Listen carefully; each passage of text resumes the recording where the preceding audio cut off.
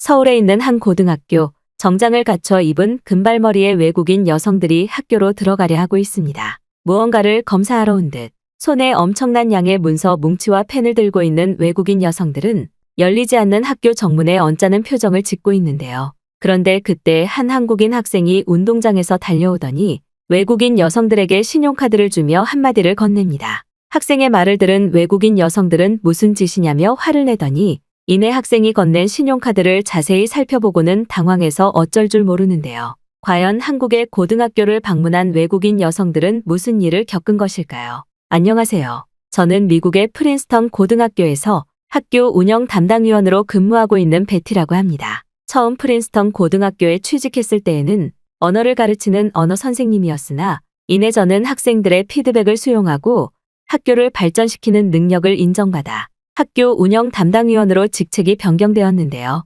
그런데 얼마 전 저희 학교에서는 한국과 관련된 주제로 상당히 심각한 회의가 진행되었습니다. 최근 저희 프린스턴 고등학교에서는 약 30%가 넘는 졸업을 앞둔 인원들이 뜬금없이 한국의 고등학교로 전학을 가는 이민 전학이나 가족 이민 사례가 급격히 늘었는데요. 처음에는 별것 아니라고 생각했지만 이내 한국으로의 전학 이민이 학생들 사이에서 유행처럼 번져나가기 시작했고 결국 많은 학생들이 실제 한국으로 전학을 가버리며 학교 인원수가 줄어드는 심각한 문제로 이어졌습니다. 학생들의 한국행을 막으려고 설득해보기도 했지만 놀랍게도 학생뿐만 아니라 가족 단위로 이민을 가는 경우도 상당히 많았고 이내 교장인 에릭 루트 씨는 저에게 직접 한국의 고등학교로 가서 왜 많은 학생들이 한국으로 가는지 이유를 찾아와 달라는 촬영 요청을 전했는데요. 사실 저도 처음에는 한국이 아시아의 평범한 나라 중 하나라고 생각했기에 도저히 답을 찾을 수 없었고 결국 루트 씨의 제안을 받아들여 정확히 3일 뒤 한국으로 향하게 되었습니다.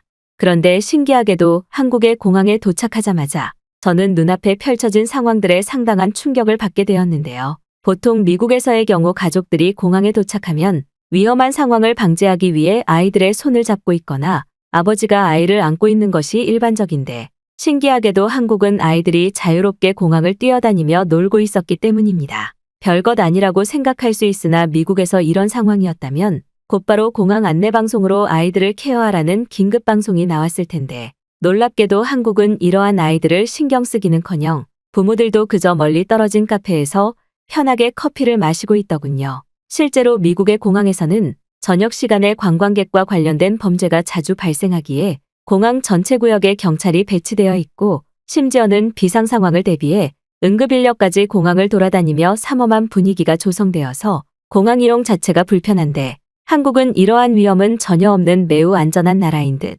모든 관광객들이 편안한 마음으로 자유롭게 공항을 거닐고 있었습니다. 미국에 있었을 때 한 학생에게 왜 한국의 학교로 전학을 가야 되냐며 질문을 했었는데 그때 당시 그 학생은 부모님께서 이제는 안전한 나라에서 살고 싶다고 했다며 저는 답변 자체를 이해하지 못했는데 실제 한국에 와보니 저는 모든 상황들이 이해되기 시작했어요. 또한 더욱 충격적이었던 것은 공항을 빠져나와 미리 전화로 견학 요청을 해놓은 한국의 고등학교로 가기 위한 버스를 탔을 때였습니다. 대부분 미국의 공항에서는 도심으로 이동하는 버스가 언제 운영하는지 정확한 도착 시각조차 불분명한데 신기하게도 한국은 도심으로 이동하는 버스를 탈 수 있도록 대기하는 장소가 공항 출구에 마련되어 있었고 심지어 저와 같은 외국인 관광객을 배려한 이유 때문인지 버스를 타는 터미널 바로 옆에 24시간 외국인 상담소가 운영되고 있었는데요. 한국 여행이 처음인 외국인들을 위해 길을 알려주거나 여행의 관광 팁들을 알려주던 그곳은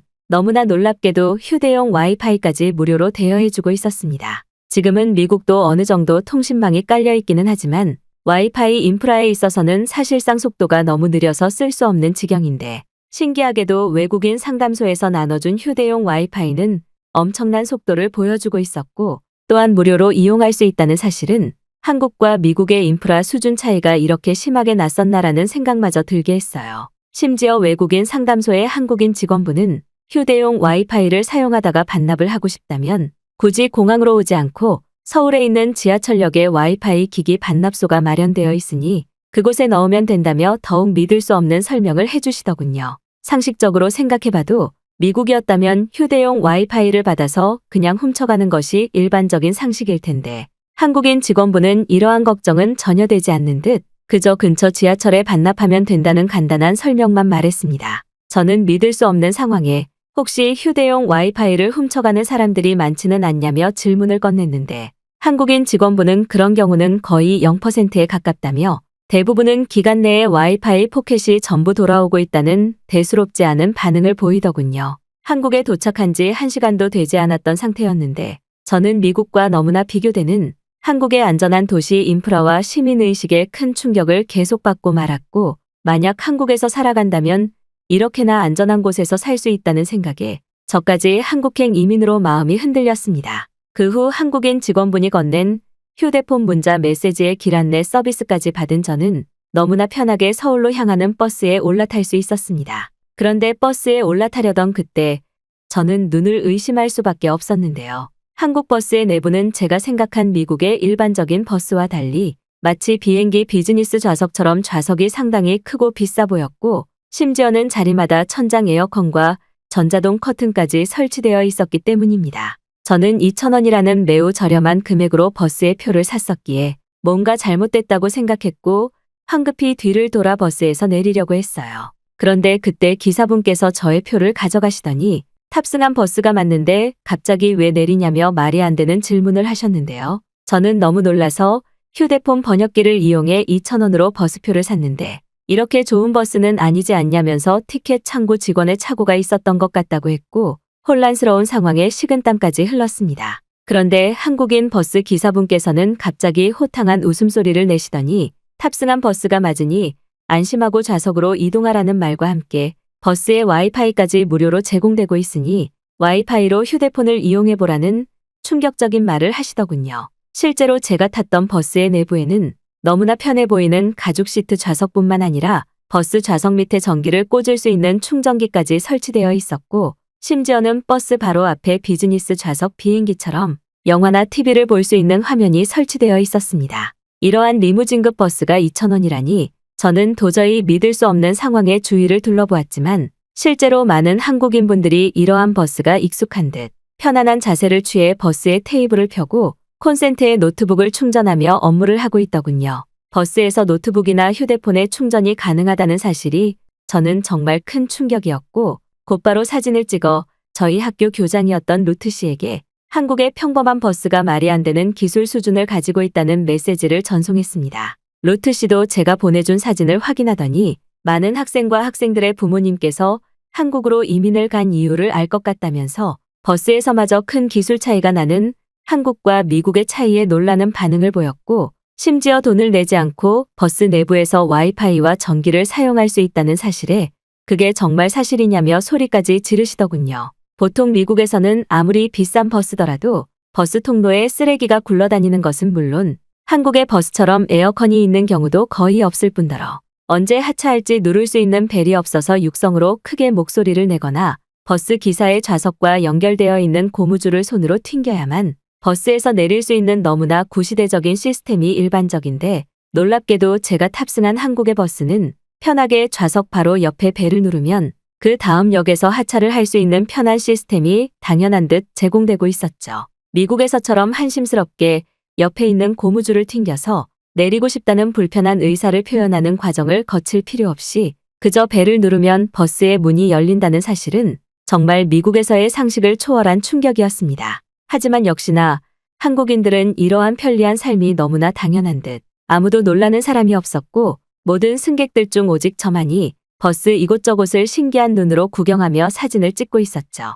한국에 오기 전에는 미국이 제일 살기 좋은 나라인데 왜 한국으로 학생들과 부모님들이 전학 이민을 가는 것인지 이해를 하지 못했는데 실제 눈과 피부로 겪은 한국은 저조차도 고민할 필요 없이 기회만 된다면 한국으로 이민을 오고 싶은 심정이었습니다. 또한 한국인들의 선진국 시민의식 덕분인지 버스 내부는 너무나 조용했고 그저 각자의 할 일을 하며 버스가 도착하기를 기다리면 돼서 너무나 편했는데요. 미국에서는 버스에서 조용히 하고 있는 사람을 오히려 바보 같다고 놀리는 이상한 문화가 있어서 멀리 이동하는 버스를 탈 때면 너무 시끄러워서 제대로 휴식을 취할 수도 없었는데 한국은 짧은 30분의 시간이었지만 너무나 조용해서 편하게 휴식을 취할 수 있었죠. 그런데 한국의 놀라움은 여기서 끝나지 않았습니다. 버스에서 곧바로 내린 뒤 저는 미리 견학 요청을 해놓은 한국의 고등학교로 향했고 학교 정문에 도착한 순간 다시 한번 믿을 수 없는 상황을 마주하게 되었는데요. 한국의 고등학교 정문에는 전혀 생각지도 못한 전자출입 방식의 교문이 학교를 지키고 있었고 실제로 한 한국인 학생은 전자출입구 앞에 서더니 자동으로 학생증의 센서를 인식해 학교 교문이 열리는 모습을 볼 수 있었습니다. 말 그대로 영화에 나오는 것 같은 충격적인 모습이었고 저는 이번에도 교장이었던 루트 씨에게 학교 정문 전자출입 시스템 사진을 찍어 보냈고 교장이었던 루트 씨는 한국의 고등학교들은 전부 운영비가 넘쳐나는 부자들이냐면서 당황하는 반응을 보이셨어요. 실제로 미국에서는 학생들의 안전을 지키기 위해 학교 정문에 엄청나게 높은 쇠로 만든 철문을 설치해서 미관상 너무 좋지 않고 어쩔 때는 교도소처럼 보이기도 하는데 이와 반대되는 한국 고등학교의 쾌적하고도 미래지향적인 전자출입구 교문의 모습은 학교의 첫인상에서마저 큰 차이를 나타냈습니다. 또한 마치 공항 입국심사 데스크처럼 학생증의 센서를 인식해 자동으로 문이 열리는 자동문 시스템은 미국에서도 저게 가능할까라는 생각이 들 정도로 한국의 디지털 인프라 기술은 상당히 수준이 높아 보였어요. 한참 동안 학교 교문을 구경하던 저는 이내 정신을 차리고 미리 견학 요청을 했었던 한국인 선생님께 전화를 드렸고 약 5분 뒤 지영이라는 이름을 가진 한국인 선생님분이 교문으로 나와 저를 반갑게 맞이해 주셨습니다. 실제로 제가 찾아간 한국의 고등학교는 저희 프린스턴 고등학교에서도 학생들이 전학 이민을 갔었던 학교 중 하나였기에 어렵지 않게 학교 내부 구경을 요청할 수 있었고 한국 학교 측에서도 흔쾌히 저희 제안을 받아주셨기에 가능했던 학교 견학이었죠. 일단 외국인 학생들에게 제일 인기가 많은 급식실로 가보자는 지영 씨의 제안에 저는 인생에서 처음 한국 고등학교의 급식실로 들어갔습니다. 그런데 급식실 내부로 들어간 저는 눈앞에 펼쳐진 상황에 한동안 말이 나오지 않았는데요. 급식실 내부는 정말 호텔 뷔페라고 해도 믿을 정도로 너무나 깨끗했고 또한 제일 먼저 눈에 들어왔던 것은 바로 급식실 내부에 설치되어 있던 식기세척기와 살균 소독기였습니다. 제가 다니던 미국의 고등학교에서는 예산 부족의 이유로 식기세척기는 물론 살균과 관련된 장비가 하나도 없어서 오직 사람의 손으로 전부 설거지를 하거나 이마저도 세제가 부족한 경우가 많아 그저 휴지로 식판을 닦는 것이 전부인데 한국의 고등학교는 너무나 편리하게 밥을 먹고 식판을 넣으면 자동으로 식기세척기가 가동되는 초호화 시스템이 운영되고 있었죠. 마침 점심시간이었던 것인지 실제로 한국인 학생들은 밥을 먹고 식판을 식기세척기 정리대에 알아서 집어넣고 있었고 이 과정에서도 서로의 줄을 지키며 너무나 질서정연하게 급식실을 빠져나가는 모습은 저로 하여금 좌절감이 들게 만들었습니다. 시민의식이나 서로의 배려가 없는 미국에서는 상상조차 할 수 없는 수준 높은 줄서기 시민의식이었고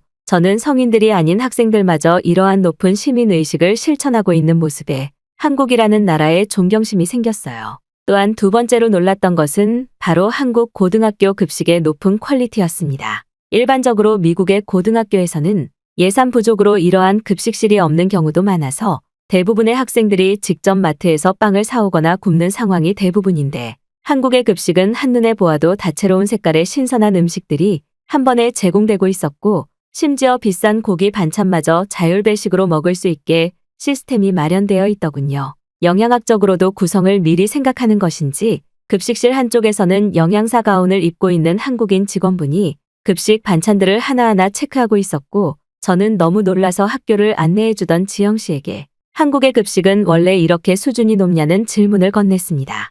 그러자 지영 씨는 요일마다 매번 다른 반찬이 나온다는 믿을 수 없는 말과 함께 일주일에 한 번씩은 학생들의 전자투표를 받아 학생들이 먹고 싶은 음식을 직접 만들어서 제공하고 있다는 더욱 충격적인 답을 해주더군요. 실제로 급식 식단표를 살펴보니 미국에서는 상상도 할 수 없던 비싼 과일 반찬들도 굉장히 자주 나오고 있었고 저는 그제서야 한국인 학생들이 왜 그렇게 체격이 좋고 키가 컸던 것인지 이해가 되기 시작했습니다. 영양학적으로 균형 잡힌 급식을 매일 먹으니 자연스럽게 키가 커지고 피부까지 좋을 수밖에 없던 한국 급식의 놀라움이었고 저는 그제서야 왜 많은 미국 학생들이 한국 학교로 전학을 가고 또 굉장한 만족감을 보였는지 완벽히 이해하게 되었죠. 제가 부모라도 이렇게나 학생을 위한 편의시설이 높은 수준의 나라를 알게 된다면 무조건 이민을 보내는 것이 답이라고 생각했을 것이고 저는 바로 그때 미국의 교육 시스템이 한국을 따라잡을 수 없다는 사실을 깨닫게 되었습니다.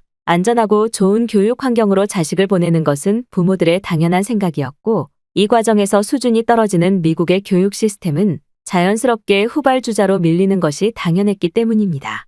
그 후 지영 씨의 안내를 따라 한국 고등학교의 교실도 세부적으로 살펴볼 기회가 있었는데, 역시나 한국은 교실의 수준에 있어서도 미국과는 차원이 달랐습니다. 이미 교실 내부에 물을 이용한 전자칠판이 있다는 사실과 에어컨이 있다는 이유만으로 저는 촬영을 종료할 수밖에 없었고, 곧바로 교장이었던 루트 씨에게 전화를 걸어 한국의 교육 인프라는 이미 미국이 따라잡을 수 없는 수준에 놓여 있다는 안타까운 말을 할 수밖에 없었죠.